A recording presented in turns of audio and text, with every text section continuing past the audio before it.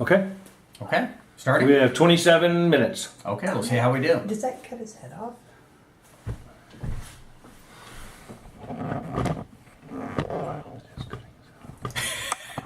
I'm headless. There you go. What happened? Yeah. Okay. Yeah. All right, there we go. Okay. Give us the date. All right, today is Saturday, February 20th, 2016. And so we're just starting a video series just to see, experimental stage actually. So I am Talking Head Chris here, coming from you live. So we're going to talk today about priestcraft, and we talk about this, but as we go in, this research is important because a lot of people will not be fully convinced. So we have to hit it from every possible angle. So we learned about Roman Catholicism is a blending of paganism with Christianity. We talked about that. And so we're moving down here, and we learned about, when we talk about Roman Christianity, we're talking about Roman Christianity is composed of four parts, which are a building, there are professional clergy, and then you have the laity, and then you have the public divine worship, right? Which is the laity.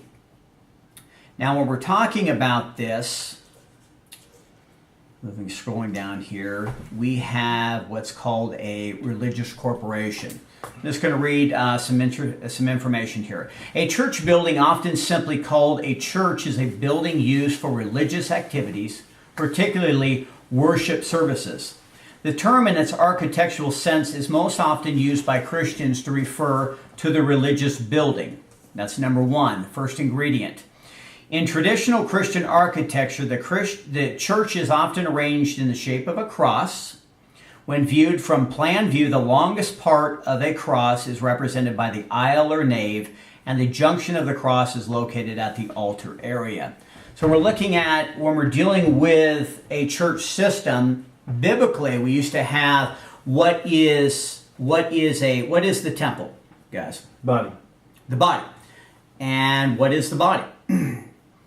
The body is the temple, or the body is individually, we are God's temple. That is it. Matthew 16 verse 18 talks about we are the temple of God. Matthew 16 verse 18, we're the temple of God. And so a temple is not made by hands. A temple is not made by hands. It is made by belief and faith in Jesus Christ.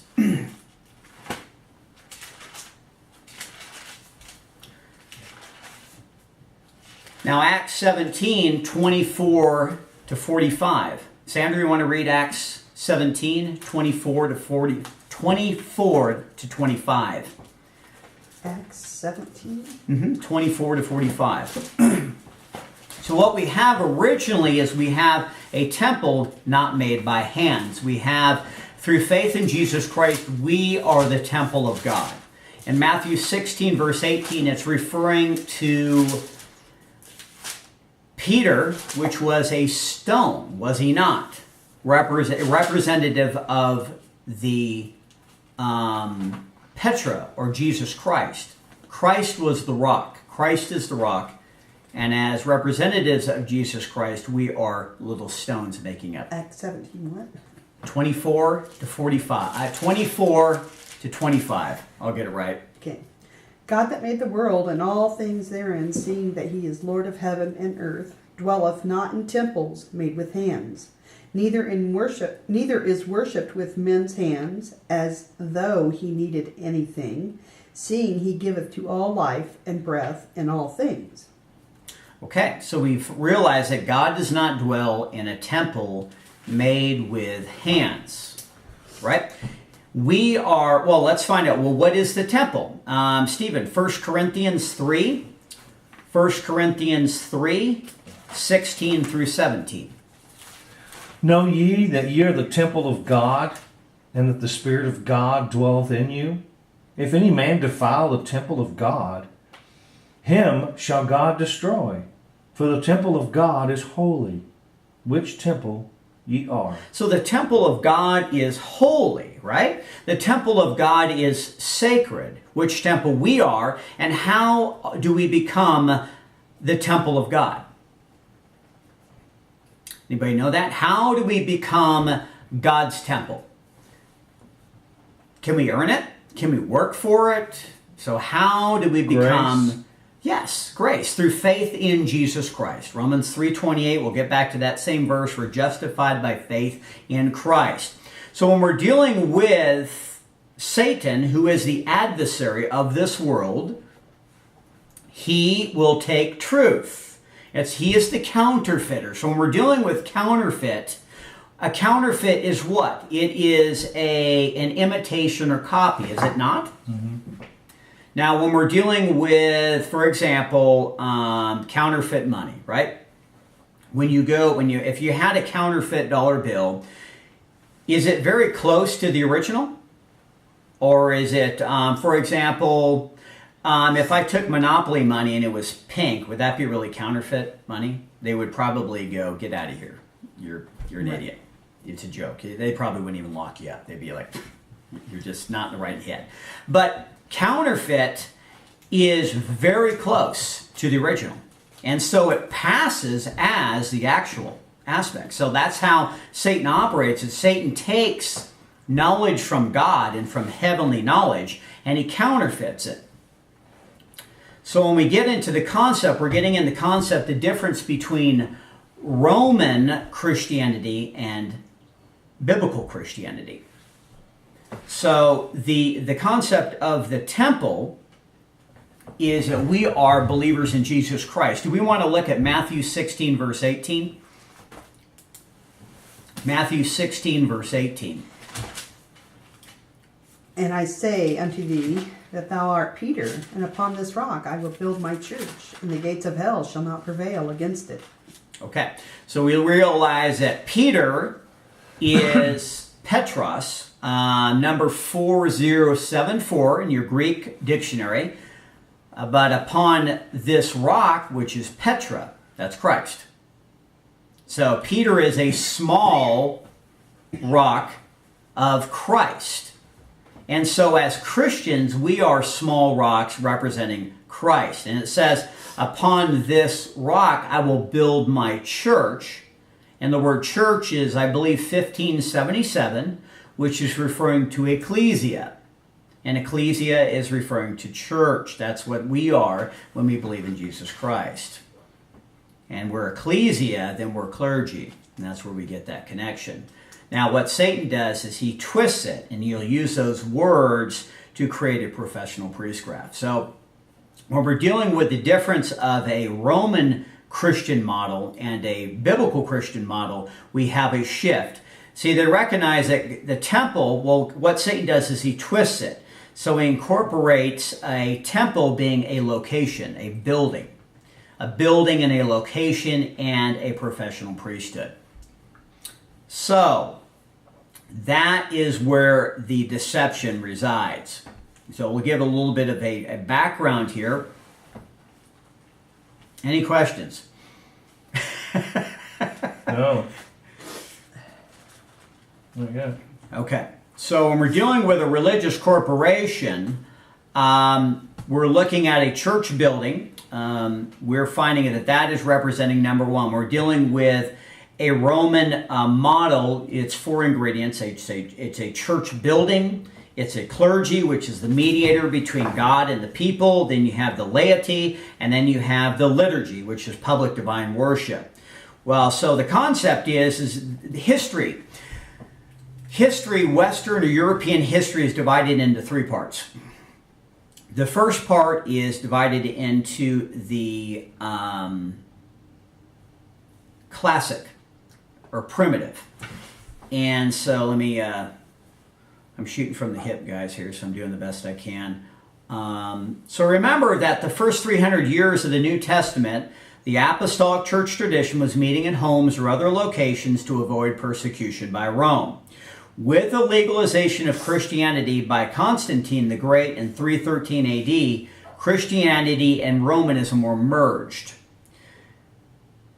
This amalgamation produced Roman Christianity. So we have the first part of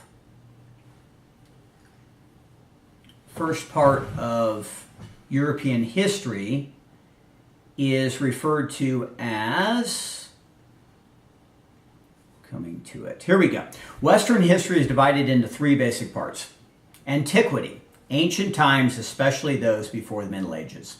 So we have, at the time, we have the apostolic Christian church being persecuted by Rome. And then Constantine legalized Christianity in 313 AD. And that's where you have the blending of paganism in with Christianity. How much time do we have? 15 minutes. 15 minutes. Okay. So you have the Western history is divided into three parts. Antiquity, which is the ancient time, especially those before the Middle Ages. And then with the blending of Christianity and paganism, it enters the Middle Ages. And the Middle Ages is where Middle Ages is dominated by the papacy, by Roman Catholicism. And that is a period of European history from about 500 AD to 1500 AD. And that's where you get into the building of temples. See, the building of temples really goes back to Babylon, it goes back to Egypt, building these structures that are pagan and dedicated to gods and goddesses. So in the antiquity, you would have in Rome, pagan Rome, you would have an augur, which would be a Roman priest, and he would he's a soothsayer or diviner, and he would pick a specific location, and then they would build a temple there, and they would dedicate it to a god or goddess. Well, that is now merged into the Middle Ages, the blending of paganism and Christianity. And so that's where you get into a building of cathedrals. Well, it started out with the Romanesque model. So you have the pagan temples now become the Romanesque model. And Romanesque is a mark of the word Roman. Okay. And then the high point, then it gets into the Gothic architecture. And that's where you have the beautiful cathedrals. Beautiful cathedrals. And cathedral comes from the word cathedra, which means it's a location of where the bishop resides. And the bishop is, from the biblical perspective, episcopal. So it's all this hierarchy, this hierarchical system. How many more minutes do I have? I know you got 14. 14 minutes, okay. I know, it's a little bit complicated, huh? You're simplifying it, though, and that's what it's all about. Any questions on that so far? So what I'm saying is that you have a temple. Jesus Christ is identifying the temple, not made by hands, but now we have paganism, which is referring to a building or a location. So now we have a building or a location referring to the temple. So a lot of times what people will talk about is they'll say, well, what church do you go to? And what they're really saying is, what location do you go to? What building? What building do you go to? What temple do you go to worship? And that's really not a New Testament apostolic tradition, because wherever the people go, that's where the temple is. And that's what makes it holy. It's not a professional priesthood. So with this hierarchy, this saying, well, now you need a specific location to worship, and then we're going to build this beautiful structure, this beautiful temple. And that's where you get into a professional priesthood. So now we're getting into the word cathedral. Everyone's heard the word cathedral, right? Well, cathedral comes from the word cathedra. And cathedra means a location where a bishop resides. See, everything is a hierarchy. Everything, and basically what a hierarchy really is it's really a division of angels. And then, but Satan always borrows information from God, and then he creates a religious system on earth. So the second definition of hierarchy is a a ruling body of clergy organized into orders or ranks, each subordinate to the one above it, specifically the bishops of a province or nation. So basically you have the papacy basically saying that as representatives of God, we control the world. And then from there we have a hierarchical system. And so, for example, let's say I was a bishop, a location, then I would have a geographical location. That would be my diocese, my geographical location. So let's say I was a bishop of Australia. That would mean that my diocese, my geographical location would be, I as a bishop am in control over all of Australia. And that's how it works. It goes through a hierarchical system. Well, ultimately that is borrowed from, so what the word cathedral means is it comes from the word cathedra. Now, if we go back and break the word down, we're getting into the word kata, K-A-T-A. And we talked about that earlier in 1 Peter 5, verse 3. And we turn to 1 Peter 5, verse 3.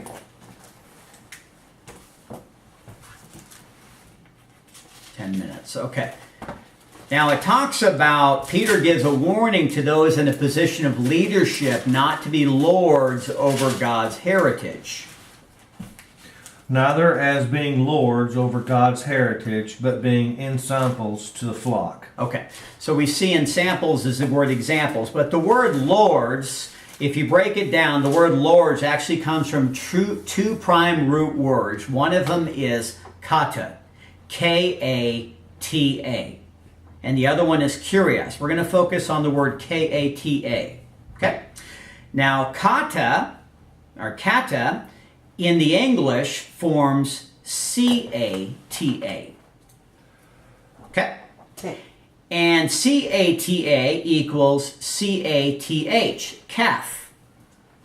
Now notice cathedral, the first spelling is from K-A-T-H. Same with Catholic. They both come from this word K-A-T-A. And it means down or cast down is what it means. It means down. But cathedral, the dro means seat.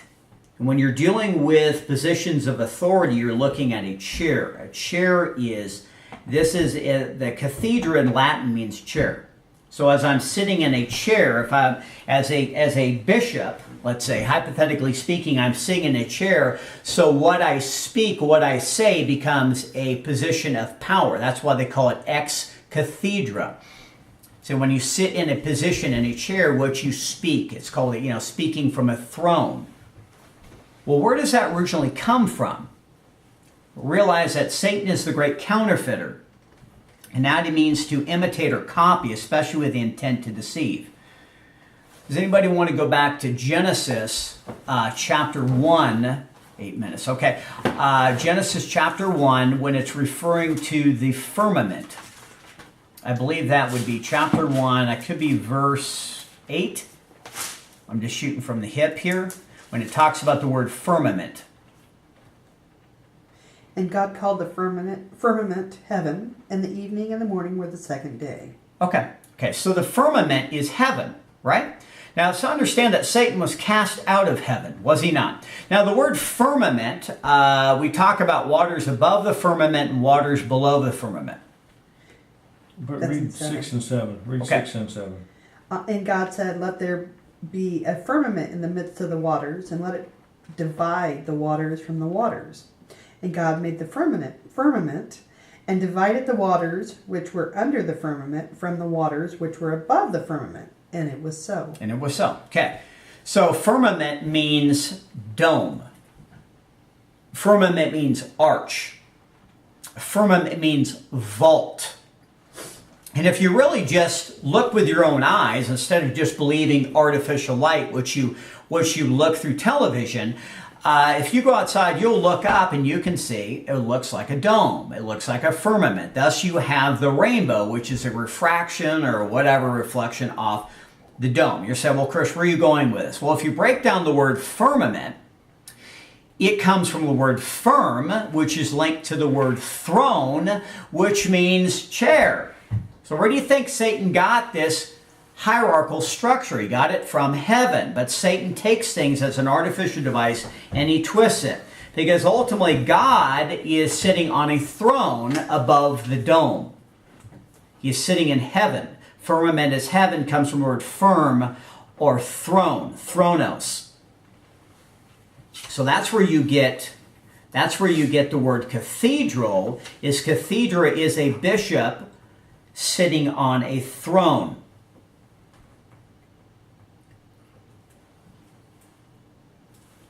All right, so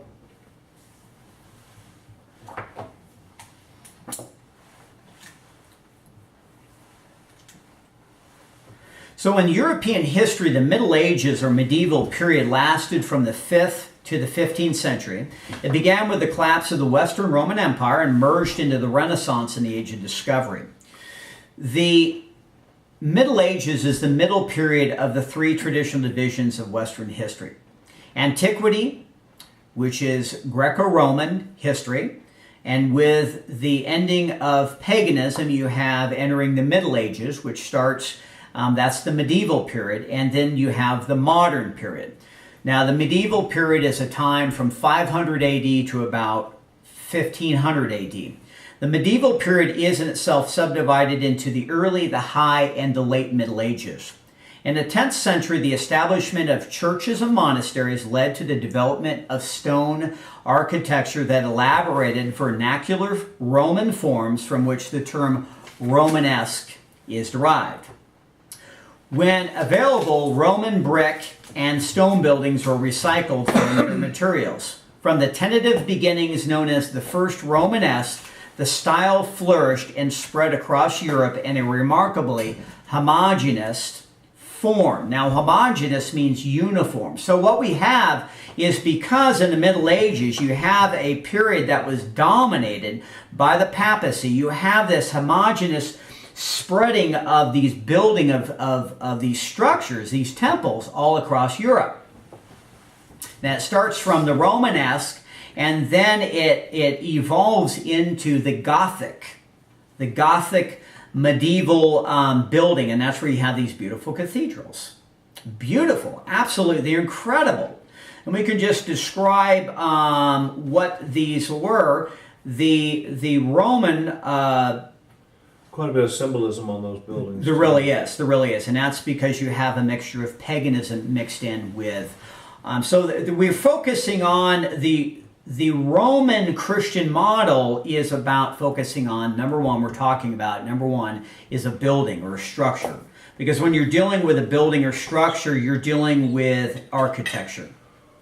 And architecture comes from the word architect, which means master builder, which comes from the word arch. And it's kind of interesting that your arch is kind of what we're in. We're in the arch, we're in the dome. And who is our arch enemy? See, the word arch also means principal. It means chief.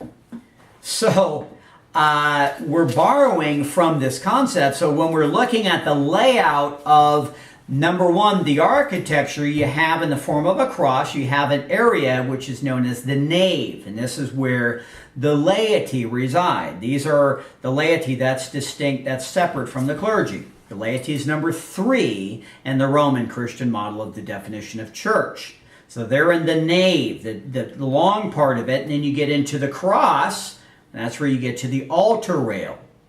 And that's where you kneel before the clergy. Ingredient number 2, and they're in a specific location, which is a holy section in the location of a building. So it's changing. What God is saying is that we're the temple of God. We're holy. Why? Because we went to college? Because we went to seminary? No, we're holy through faith in Jesus Christ. Right. We are holy because of belief in Jesus Christ. And wherever we go, where we are, that becomes holy. Not a specific building or location. And that's important to understand, Because when you're borrowing from the medieval concept and borrowing from the building structure, you're getting really get into a mixture of paganism and Christianity. And it really blinds people. So that's important to understand, is a personal relationship with Jesus Christ. So to recap, we have this model of blending in Greco-Roman temples and then morphing into a Christian perspective into the Romanesque architecture of building churches and into the Gothic cathedrals, where you have a bishop, you have a hierarchy, and they have a geographical location.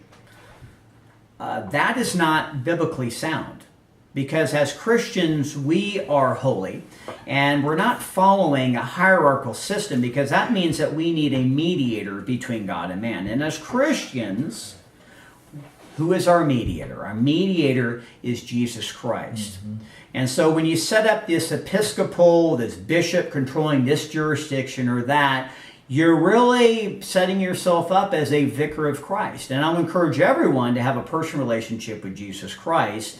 As clergy, as ecclesia, we have direct access to God, which is Jesus Christ. And so that is the important thing. It's not focusing on a building. It's focusing on a relationship with Jesus Christ, which is a vertical relationship, as he is our New Testament mediator. And then you have a horizontal relationship with each other. Nobody is above or below anybody. Amen. That's right. And that's the important thing, is a personal relationship with Jesus Christ. So we'll see how this turns out. All right, well, so that is an important thing. Romans 3:28. Have a personal relationship with Jesus Christ. God bless.